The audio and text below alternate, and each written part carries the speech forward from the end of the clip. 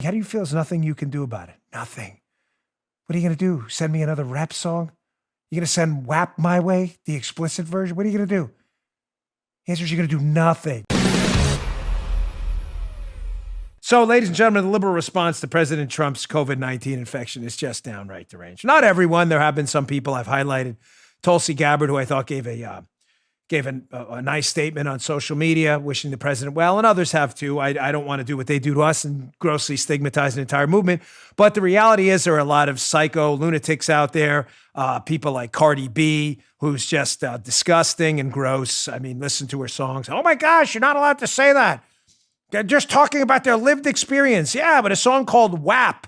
Look up what that means. Just not in front of your kids. Who basically thinks it's funny. She says, I bet you want to wear your mask now. Cardi B, who's probably got the IQ of a 4-year-old. She does, and they all think they're all fake tough guys too. We all get it, and fake tough gals in her case. I've heard it all. I get it. Paul and I grew up in the streets of New York City. We get it. I've heard the routine before. Whatever. I'm gonna kick your ass. Okay, hard pass. Take it to someone who gives a damn. It ain't me, Cardi B, and your 90 IQ stupid tweet. I bet you think you wear a mask now. Cardi B doesn't even know what a mask is. I bet you think you want to wear some clothes now. You ever see your video? WAP? Go look that up. It's Cardi B, the great intellect of our time on the left. Yeah. So, of course, she had to dive in and attack the president, who is very sick with dreadful disease. You had others as well, people like Touré and other left-wing lunatics. And again, it goes back to the staple of the Dan Bongino show. My warning to you that we're not fighting the same fight. We are fighting liberals because their ideas are really stupid. Heavy government confiscation of money to high taxation, public education-dominated schools with no school choice, government-run healthcare. These are all failed ideas that have been tried and have failed and have killed people in the past and destroyed lives. We fight against those ideas. Liberals don't see it that way. Liberals will take any position on any matter, no matter what, because they just hate you because you oppose them. So again, whereas we think liberals are people with bad ideas, they think we're bad people with ideas. That is a different fight. And when you understand that, you'll see why I've committed me and my show and this audience on a road and a mission every day down this path of fighting back against these people and understanding the fight they're waging against us. You want fancy time? You want s'mores roasting time? You want campfire songs? Go to another show. This isn't it. Because I know what we're fighting against. Because having run for office and been behind the scenes in the White House, I've seen what these press people and these other lunatics do. They hate you. They literally hate you and want the president dead. It's disgusting. You don't believe me that these people are sick? Here is an utter lunatic who is in the U.S. Senate, not a local senator. That'd be bad enough. This is a United States senator, a moron by the name of Chris Murphy. Or as Tucker always says, I love when Tucker gives people's names. He goes, called. He calls him called. A man called Chris Murphy. So this guy's a D-canoe by the name of Chris Murphy, who after he found out the president was sick with a potentially deadly virus in some cases, coronavirus, he decides to go on a cable news channel and say this. What I can tell you is that it's much bigger and bolder and smarter than it was in 2016. The Russians have learned, and they are now trying to use U.S. persons and fake websites in order to proffer a narrative that helps President Trump's reelection. And I also think that you have to be, much more serious about the Russian threat given today's news. If President Trump can't be out there on the campaign trail for the next 2 weeks, then he is going to rely on his surrogates. And unfortunately, one of his surrogates is Vladimir Putin. So you are likely going to see this campaign ramped up by Russia over the next few weeks to try to substitute for the president's absence on the campaign trail. And my worry is that the intel agencies are not being clear with the American people about the size of the Russian operation and their clear desire to try to elect President Trump to a second term. Imagine being this guy's parents having spawned this complete life loser. Imagine being Mr. and Mrs. Murphy and knowing this moron is your kid. Can you imagine the horror? Like when they go out to public events, do you think they wear hats? You think they put the masks up extra high, like over their eyeballs, like they just creep out over? Remember the guy like from the Toolman show, Tim the Toolman Taylor, the neighbor? Yeah. What was his name? Mr. Wilson or whatever. Do you think they do Guy that? across Like they the never fence, creep yeah. above the fence so nobody can see their full face? I would. If this was my son, I'd be embarrassed. I would change I actually keep my name Murphy because it's so common. They may not know you're, unlike Bongino, where everybody knows I'm related because there's only a few of us. Murphy, this guy's parents may not be embarrassed because it's Murphy, like Brown or Smith. And what a loser. What a zero. The president's sick, and all he can think to say is to redo the collusion hoax and say, well, now that he's off the campaign trail, one of his surrogates is Vladimir Putin.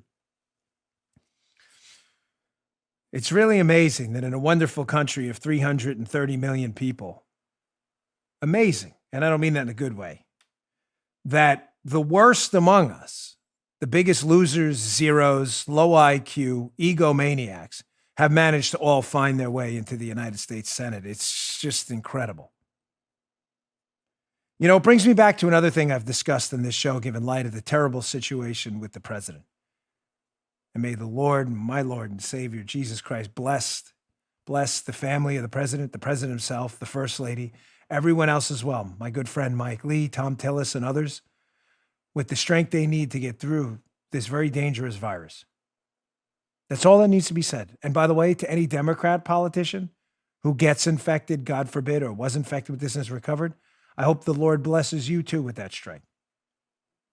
Because we're not savages on this show like Chris Murphy.